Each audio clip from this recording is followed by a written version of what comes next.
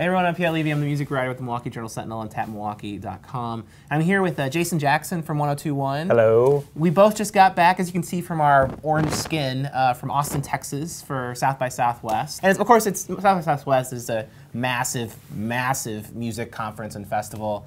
Lots of networking, lots of potential to discover new bands.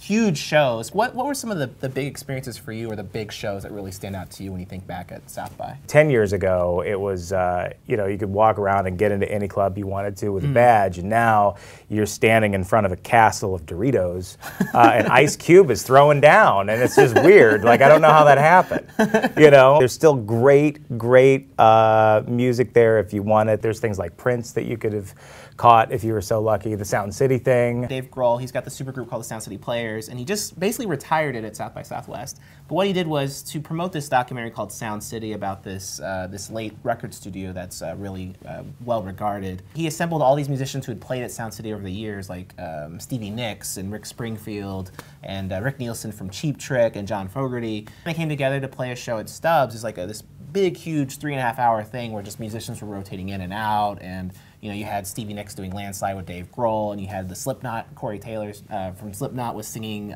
Cheap Trick songs. Just crazy stuff going on with that. I love the Stevie Nicks stuff because I got a huge soft spot for Fleetwood Mac. Depeche Mode played a small show, and they look like they're totally back in form. I was lucky enough to get into Justin Timberlake. Oh, wow. I say that unapologetically because I really enjoy Justin Timberlake. Course. Those are like these amazing like highlights, and those were really fun. Yeah. You know, what did you see that you didn't mean to see that you thought that you walked away with? You felt like you walked away with something amazing. There's this band called Black Violin that I thought was really good.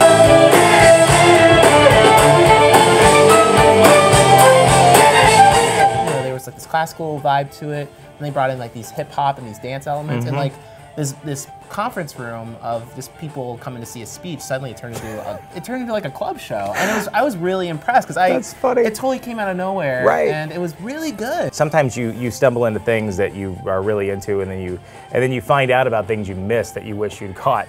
Yeah. That happens too. Yeah. At South by Southwest. What were your favorite things that you caught? Like maybe some of those newer bands, those like buzz bands, or bands that you think we're going to see kind of blow up. There's actually a couple that are going to be right here in Milwaukee within the next month that I think really came off great. I caught Alt J's set.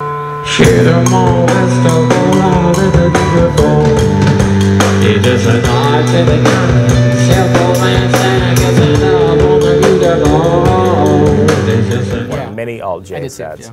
And I think if you have tickets for Alt J, I think you're going to really, really enjoy that show. That was very fun. And there's a band that's going to be here on Tuesday called the 1975. Saw that too, yeah. And I thought they're here, I believe it's Turner Hall on Tuesday night, and coming up from South by Southwest. And I think if you get a ticket to that, I think you're really going to like it. I think it's really cool. And it's only $10, and it's definitely going to be worth the $10 because I think that band, there's a couple songs that they have that the crowd is just really into it. And I think that band has potential to kind of grow. They have a full-length album that's not out yet. They're working on it, but it's a promising band. Things are moving really fast for those guys. Like they kind of went from nowhere to signing a worldwide distribution deal to finding themselves on an indie label to at South by Southwest getting upstream to a major label. They're going to be on Interscope here in just a few weeks. Like a lot of crazy things are happening for those guys, and it just seems like I got to spend some time with them, and it just seems like they're kind of just white knuckling and holding on for the ride right now. But it's cool. It's cool to watch that happen. That never gets old. So some new bands I thought were pretty cool. Really enjoyed Robert DeLong. I thought Robert DeLong's set was really good. Cool. I really enjoed the Mowgli's, who is another band that's going to be here in Milwaukee. The Mowgli's will be here. Family of the Year. Family of the Year. That's going to happen in April at the Rave. Right. And I think if you go see the Mowgli's, I think you're going to love that show. They have so much energy. And then one of the things I just kind of stumbled upon that I didn't know anything about was right after the Mowgli's, I'm at this bar way off the beaten path for where the South by Southwest stuff is going on. But there's a band called Half Moon Run, which I guess just got signed to Glassnote and has a lead singer who drums, which I guess is a thing now. Yeah. I don't know what that's about, but whatever. But they were great. They were really fantastic. For me, like I like the Lone Bellow. Fever lies, scream in the crowd.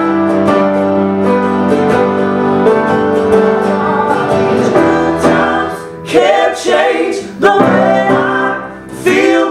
culture now. If you saw them, that might not be in your wheelhouse, but you know, if this whole folk revival harmony thing keeps rolling, I think that band's going to do really well, Lumineer style. Local natives, which I mean, they're already getting some good heat.